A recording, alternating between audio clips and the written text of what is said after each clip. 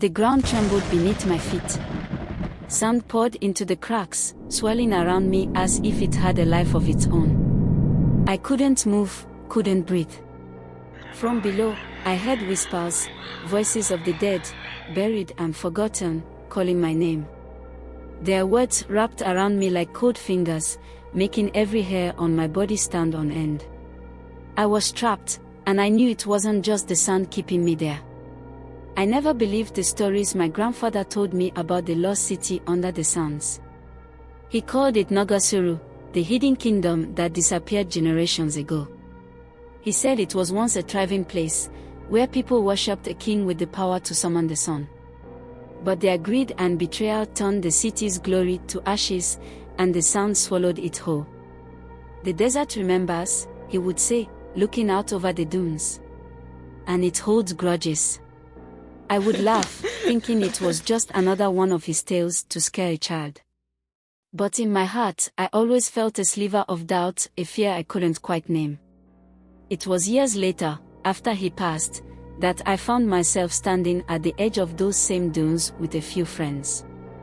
We were restless, looking for something to break the monotony of village life. The idea was simple: explore, find relics, and maybe make a bit of money. We'd heard of old travelers discovering treasures buried in the sands. Why not us? The desert stretched endlessly before us, silent except for the wind that carried the scent of dry earth and forgotten stories. We joked and teased each other as we walked, making light of the eerie silence. But as the sun climbed higher, the laughter faded. The air felt heavy, like it was pressing down on us. Suddenly, the wind shifted. It blew hard and cold, whipping sand around us. That's when we saw it, a jagged stone sticking out of the ground. It was unlike anything I'd seen before, weathered smooth but carved with strange symbols. My friend Ademo reached out to touch it, but pulled back quickly. "It's warm," he said, his voice trembling. We exchanged uneasy glances. Beneath the stone, half hidden by sand, was a staircase. It descended into darkness, and a chill ran down my spine just looking at it. My friends wanted to leave. They said it was cursed, that we shouldn't disturb it. But I couldn't walk away. Something deep inside me pulled me forward. I lit a torch and stepped onto the first stone step. The air grew colder with each step, and the light from my torch flickered as if afraid of what lay ahead. At the bottom, I found myself in a vast chamber. The walls were covered in carvings, scenes of people bowing before a great king, offering treasures, kneeling in fear. In each image, the king's eyes glowed with fire, and beneath his feet, cracks formed in the ground.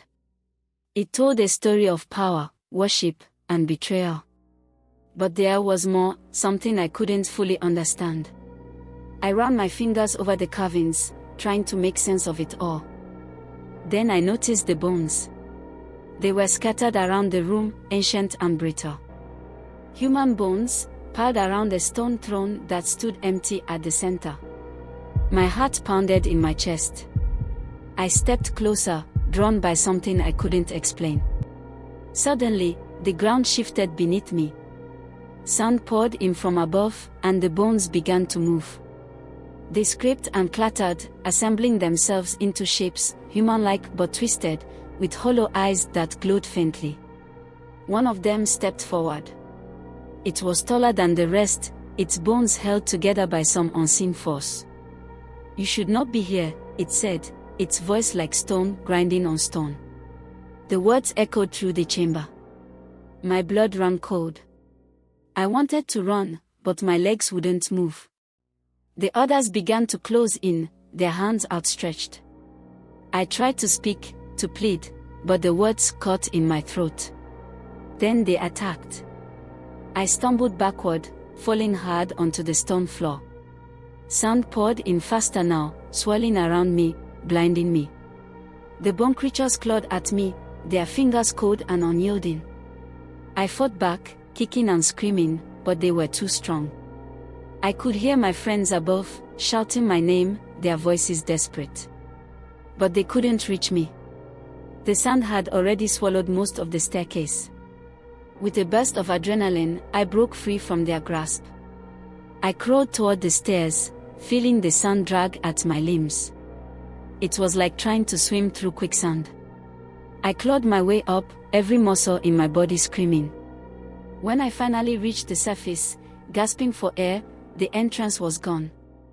The desert had reclaimed it, bearing the secret once more. The villagers said it was a curse. They whispered about Naga-suru and the punishment it inflicted on those who disturbed its rest. My friends were never found. They were gone, taken by the sands and whatever haunted that place. I was the only one who escaped. But I was not free. At night, I hear them. The whispers of the dead, calling my name, reminding me of the secrets I uncovered. They haunt my dreams, showing me visions of a kingdom that burned with greed and ambition.